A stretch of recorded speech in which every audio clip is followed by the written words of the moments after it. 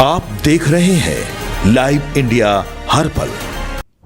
नमस्कार, आप देख रहे हैं लाइव इंडिया हर पल। मैं हूं आपके साथ रेखा मिश्रा। मिडिल ईस्ट में ईरान और इजराइल के बीच बढ़ते युद्ध का असर अब खाड़ी देशों तक साफ दिखाई देने लगा है। यानी कि बहरीन ने दावा किया है कि ईरान की एक मिसाइल उसके राज्य संचालित तेल रिफाइनरी BAPCO पर आकर गिरी। हालांकि अधिकारियों के अनुसार गुरुवार रात लगी आग को जल्द ही बुझा लिया गया। रिफाइनरी का कामकाज सामान्य रूप से जारी है और इस हमले में किसी के हताहत होने की जानकारी फिलहाल नहीं आई है। वहीं बहरीन के राष्ट्रीय संचार के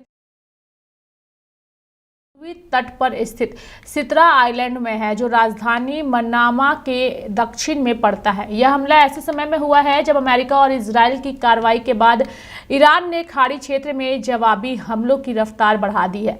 विश्लेषकों का मानना है कि क्षेत्र में ऊर्जा ढांचे को निशाना बनाए जाने से वैश्विक तेल आपूर्ति और बाजार पर असर पड़ सकता है।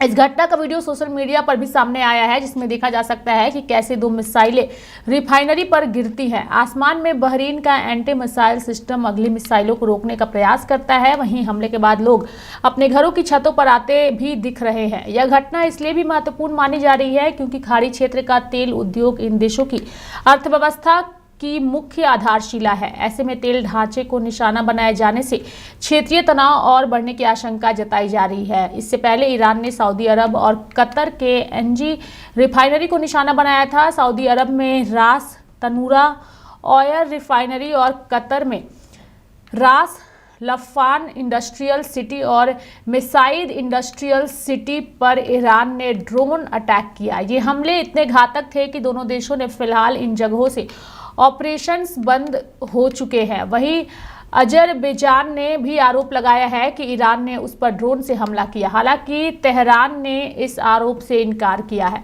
बता दें कि ईरान ने गुरुवार को इन देशों को निशाना बनाया है, जिसमें सऊदी अरब यानी कि राजधानी रियाद में स्थित संयुक्त राज्य अमेरिका दूतावास परिसर पर ड्रोन हमला हुआ। सऊदी वायु रक्षा प्रणाली ने कई ड्रोन और 3 क्रूज मिसाइलों को अल खारज शहर के पास ही नष्ट कर दिया। दूसरी ओर संयुक्त अरब अमीरात यानी कि राजधानी अबू धाबी में कई धमाकों की आवाज सुनी गई, जहां वायु रक्षा प्रणाली ने संभावित मिसाइल हमलों को रोकने की कोशिश की। फुजेराह अमीरात में भी मिसाइल खतरे को देखते हुए एयर डिफेंस सिस्टम सक्रिय किया गया। इससे पहले अबू धाबी में हुए हमले में 6 विदेशी नागरिक जो है वो घायल हुए थे। साथ ही कतर की बात करिए तो राजधानी दोहा की ओर दागी गई 13 बैलिस्टिक मिसाइलों को कतर की वायु रक्षा प्रणाली ने इंटरसेप्ट कर दिया। एक मिसाइल कतर के समुद्री क्षेत्र में गिर गई। इसके अलावा 4 ड्रोन भी मार गिराए गए।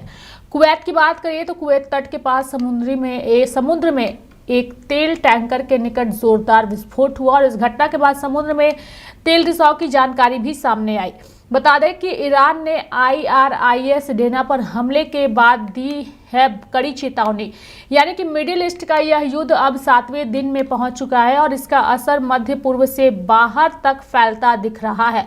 गुरुवार को ईरान ने क्षेत्र में हमलों की एक नई लहर शुरू की।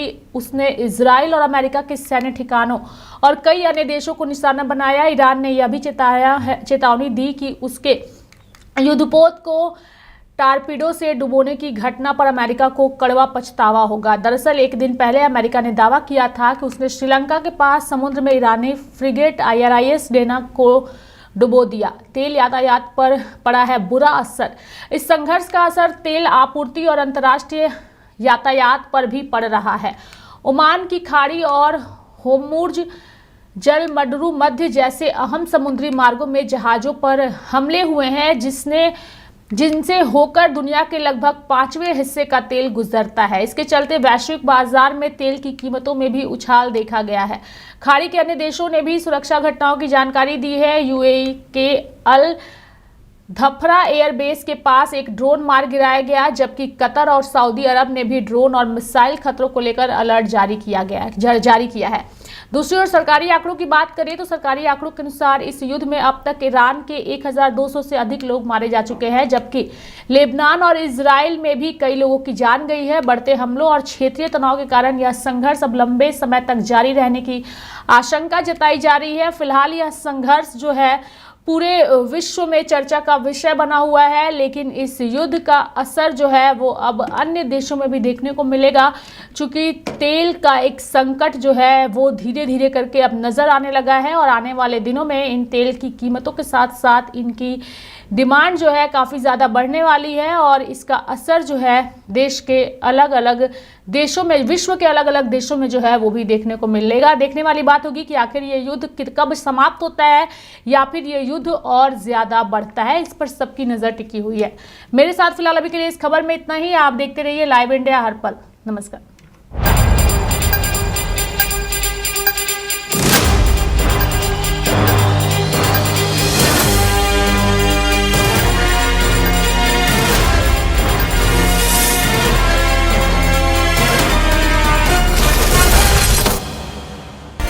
आप देख रहे हैं लाइव इंडिया।